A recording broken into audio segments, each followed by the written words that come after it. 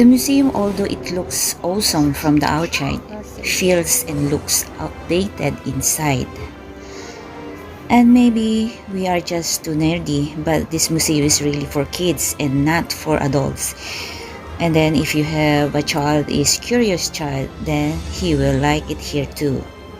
And also you have to pay $10 for the tickets admission here in Space Museum. So what I know is Wednesday there are free admission. So please join me again and please enjoy watching and samahan niyo ako sa journey ko inside.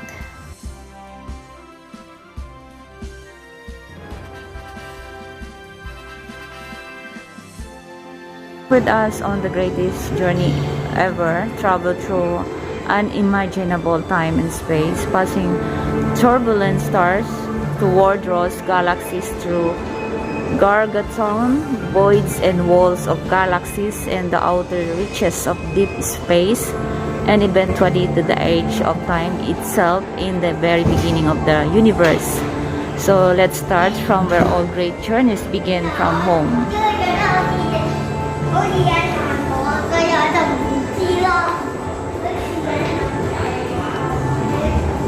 Solar telecom, sun's dynamic, inside the sun.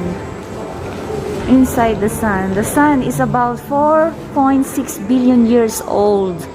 The mass of the sun is 333,000 times Earth.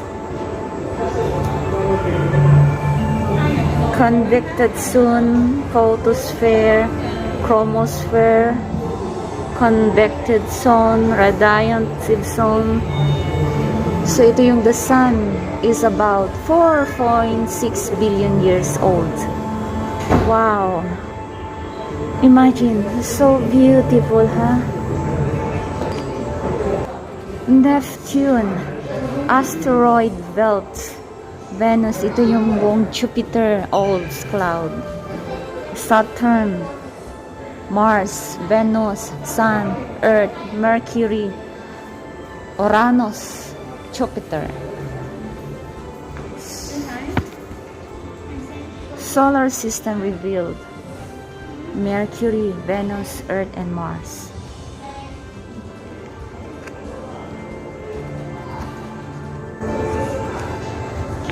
Mercury is the closest planet to the Sun. It is also the smallest planet in the solar system, with virtually no atmosphere to protect it, and Mercury's surface is covered by impact craters.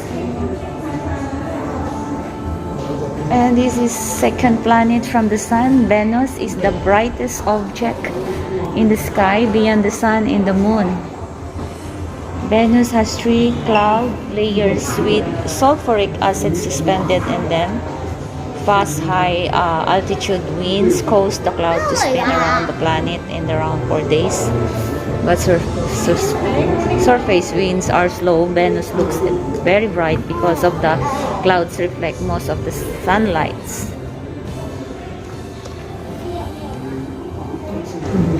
Earth is our home. Unlike all other planets, it has water to support life. As the Earth cooled after it was formed in surface because became solid, but it continued to move over the liquid interior folds, making mountains which were eroded by water and ice. Life evolved and diversified into millions of space. So, ang life natin sa Earth is talagang kakaiba sa Venus and Mercury. Syempre sa Mars is the red planet.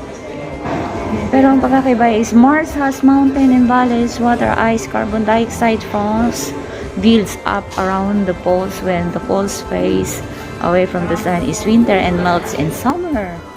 Okay.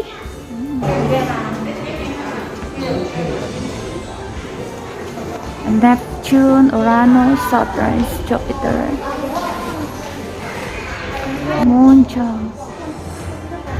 Moon's gallery. Meron siyang Titania.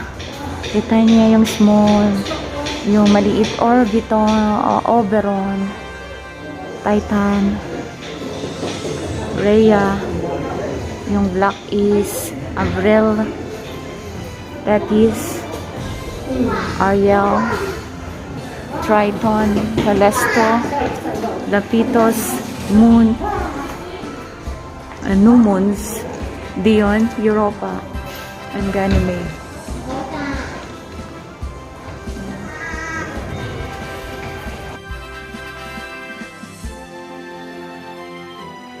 Ilan malalaki?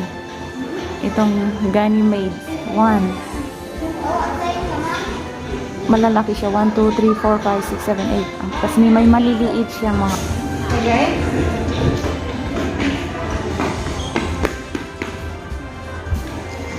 I enjoyed visit here to the Space Museum. As you can see, lots of interactive and learning and interesting exhibit, and I found it fascinating and very informative, at especially sa mga teenager kasi very science talaga, science siya. At ang ganda pagka nandito ka. So, I suggest na yung mga taga Hongkong naririto, you can come over here and also to visit here in Space Museum. At hindi kayo mag-report pagka naririto kayo at nakita nyo na itong especially yung moon, space at yung mga galaxy. Wrong way water.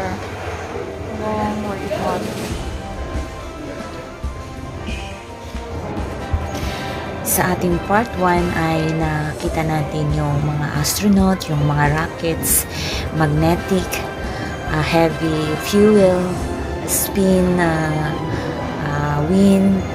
Ang lahat na yata nun ay sa akin, pag-umpisa ay na-amaze na ako.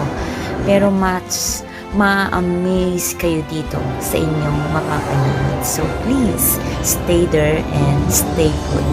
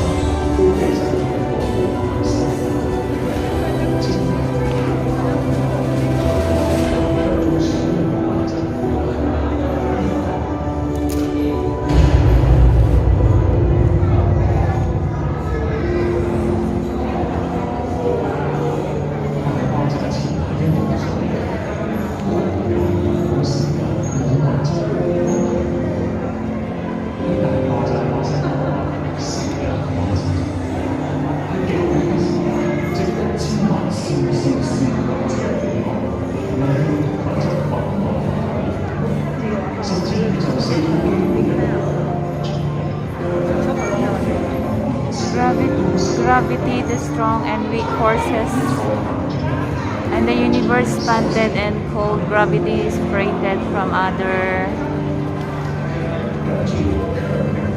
The strong force separated.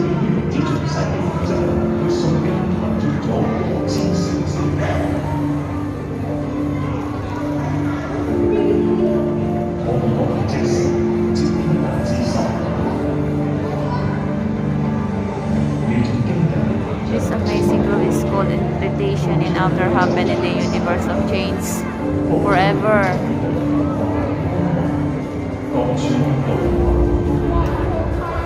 It is even throughout the same. Wow. Einstein discovered the energy and the matter in interchangeable. About nanosecond after inflation, energy turned into matter.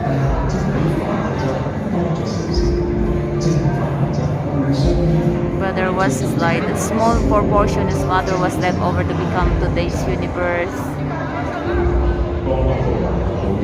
When the temperature cold 10 gradation degrees, quartz, moon, electrons, neutrons appeared.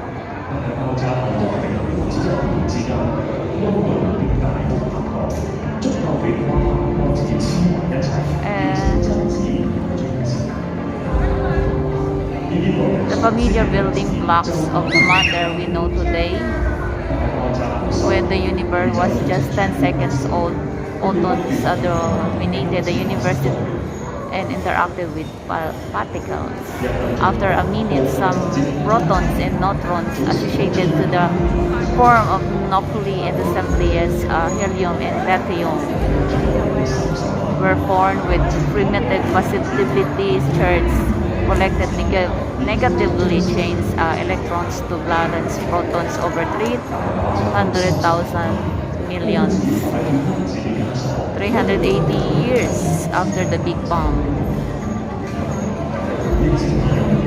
they become the cosmic microwave background radiations that can be observed every direction in the universe, with all the building blocks and place giant structures.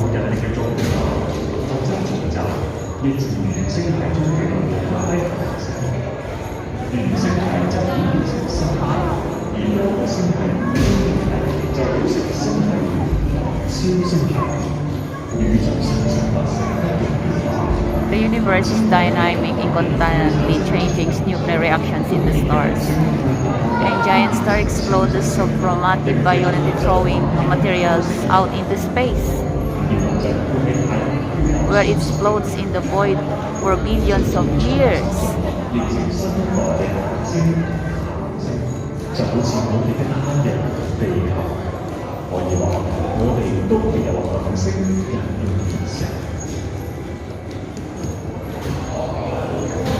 The Big Bang in next show will 40. Napanood natin. Thank you.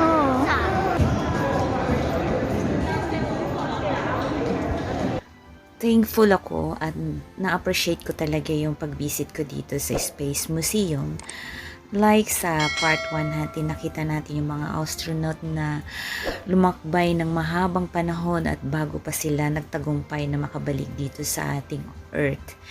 At syempre dito sa Moon Galaxy, nakita rin natin yung mga iba't ibang klase ng mga moon talaga sa galaxy dahil na rin sa tulong ng ating katalinuhan ng mga scientists. So, thank you so much guys talaga sa pagsama ninyo sa akin.